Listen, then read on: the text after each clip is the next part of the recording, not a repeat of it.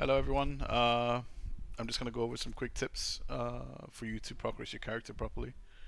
Um, this by no means the definitive way of doing things. There's many different ways of going about it, but I've seen a lot of people struggling getting into World Tier 4 content specifically, and also just in general reaching certain stages of the game. It may be Nightmare Dungeon Tier 60, which is obviously not something I'm doing on my level 74. It could be Uber Lilith, whatever it might be. There's a lot of different struggles when it comes to this, especially because people think they have what they need, but it turns out most of the time that they're actually missing key parts for their items or their builds in order to work perfectly. So I hope this can shed some light on those aspects and hopefully help you a bit in what you need. The first thing to make sure is obviously that the build you're aiming to get, if you're following a guide, is a build that can do the content you're looking to do. There is incredibly good clear builds out there, and there's incredibly good Uber Lilith builds, for instance. But those two builds more often than not, do not correspond or align with each other. Um, since one is spec'd heavily into single target damage, and the other is spec'd heavily into clear speed. Um, so make sure you aim for what you want to obtain, or what content you want to clear, rather. Um, and from then on, make sure you get all your aspects. It is very important to get every single aspect. Sometimes having every single piece of aspect that you need is everything you need in order to make the build work. It might not work if you have one aspect off. This is obviously not when the same when it comes to the defensive aspects. They're there to make sure you stay alive. But when it comes to your damage, this is very, very important. For example, on Hotabarp here, you have your Hammer of Ancient Quakes, which gives you an incredible amount of damage flat out, basically, and also gives you some AOE potential. Actually, quite a lot sometimes. But that alone is not enough because we use a ton of Fury. So in order for me to use this efficiently, I need to make sure I can maintain my Fury here. Um, and for that, it requires, say, this one, which reduces my cooldowns on my Fury. And this one increases the Fury I generate per second while I have a shout active. So those two alone have a lot of good synergies together, but they also allow my Hammer of the Ancient build to work more often. Obviously, I can just stand there and smack with my basic skill, um, but that's not going to get me far. It's not efficient at all. You want to make sure you have every single piece you need.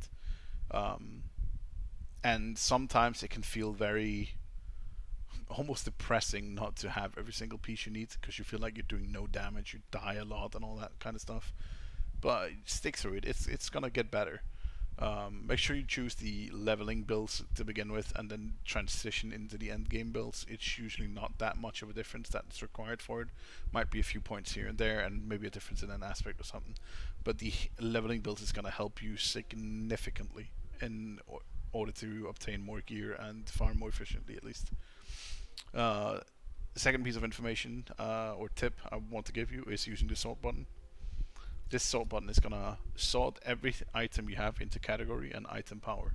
So right now in my inventory, you see after using the sort button, uh, it is sorted after helmets, chests, two-handers, one-handers, boots, and then my one ring in the inventory. I could even do this, and you will notice that when I use the sort button, it's gonna be put in between, like in between this one and the boots, right?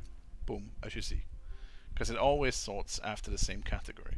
Now, as you can always see, also see here is it sorts after item power, especially like let's just go from the chest 761. I personally aim for 800 and above. So I already know everything below that is lower item level. Obviously, I want to look at the aspects if they rolled high enough on the legendaries, as you see. It did not. It's nothing I need. But in general, this will help you to go through your gear quickly and more efficiently, rather than going through every single item. Do I need? Do I need? Do I need? Right. Then you can just use the sort button, go through here, low item level, everything else is lower until I get to next, everything else is low until I get to next, and so on. So that's a very good tip. You want to, at least it helped me save a lot of time. The second thing I want to go over here, or third thing at this point, is your amulet. Your amulet is a very, very, probably the most powerful tool you have in your gear. Not in terms of damage or anything, but in terms of defensive power. Helmets or leggings, sorry, chests, whatever, can definitely roll better stats when it comes to damage reduction from close enemies, damage reduction from whatever it might be, all that kind of stuff. But the reason amulet is so strong is because you can put the aspect called disobedience on it. Let me see if I have it. I do not, but it is a codex of power. Let's go for it here. And there it is. So you can see on baseline, it gives you 0.25% as the lowest roll. Increased armor for 4 seconds when you deal any form of damage, and this one stacks up to 25%. So it's 100 times the 0.25, right? When you put this on an amulet, it is 50% stronger. So it goes all the way up to 75% at a max roll of disobedience. When you put the Codex of Power on alone, it's going to be 37.5%, as my amulet showcases. This is incredibly strong. Armor is probably the best defensive stat that is in the game besides damage reductions, because it helps pretty much in everything. It even reduces elemental damage to some extent. And you want to make sure that you reach certain armor in order to actually cure the content. Even for lower tier, like at that high damage person is no damage. I would personally much rather be at high defensive and mid damage, or high defensive and high damage eventually when you get the gear. But do not try to be the glass cannon that wants to push for 60 or 70 nightmare dungeons and so on. You're gonna have a hell of a bad time. It's gonna be horrible for you. It's never fun to just sit there and die. You're gonna lose so many keys, and it's gonna be frustrating.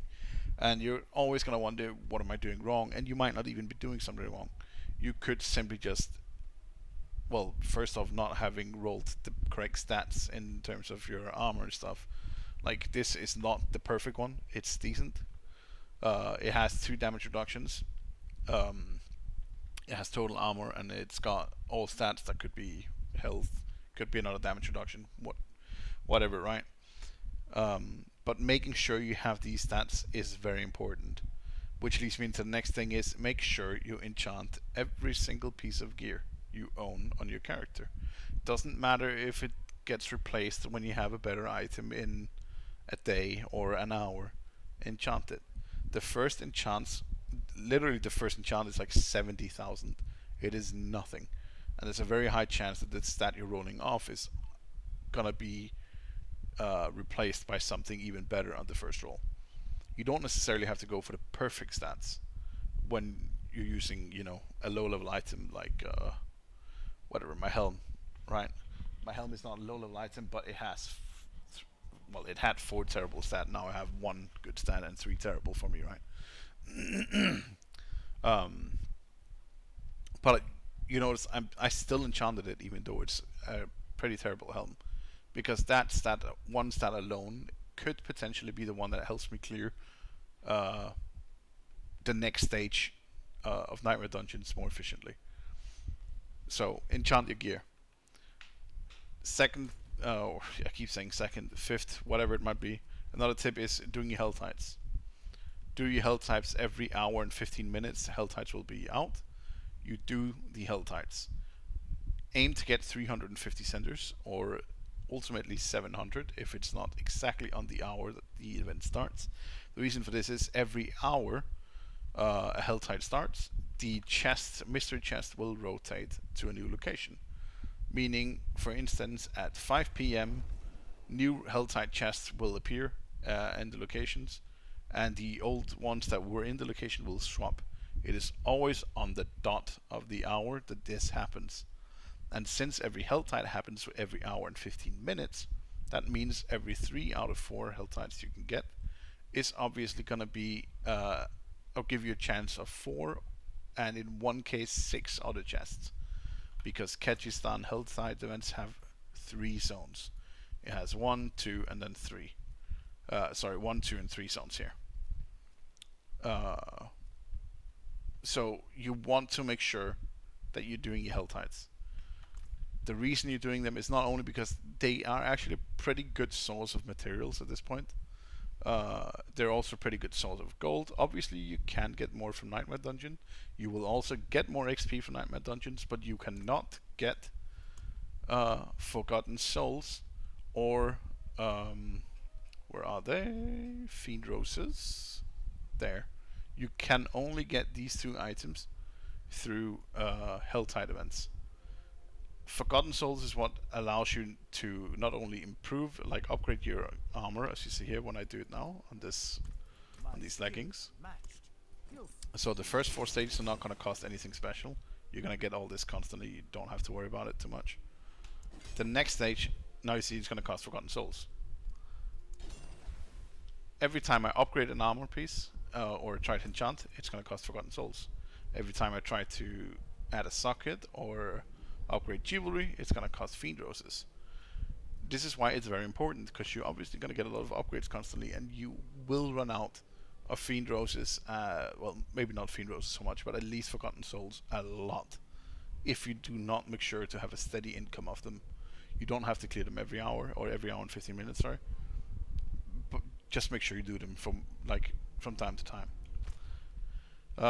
And the last tip right now I can give you is simply doing Nightmare Dungeons that is 3 levels above, or go to a point where you can clear dungeon in like 5 minutes or less. That is probably the best one you can do when it comes to pure XP, even for glyph XP as well.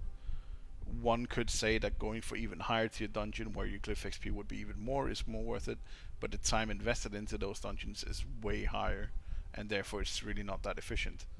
So just keep doing your low tier dungeons for all your glyphs. It can take a while at the lower tiers. Obviously it can.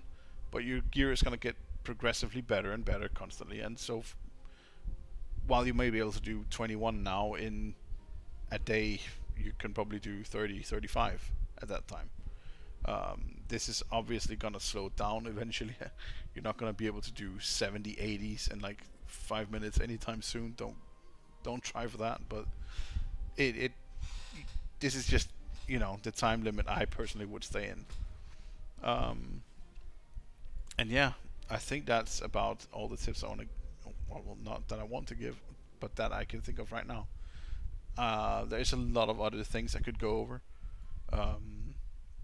But yeah, again, the main things is make sure you enchant your gear. It is very important. Use Amulet for Disobedience, and early stages, especially from World Tier 3 to World Tier 4, is going to help you insanely much. Farm your health tides. Use the salt button, because it's going to save you so much time in the town. And have an idea of where you want to go with your builds before you try to push it on every single piece of content there is, because not every build is good for that. Okay? Thanks for listening.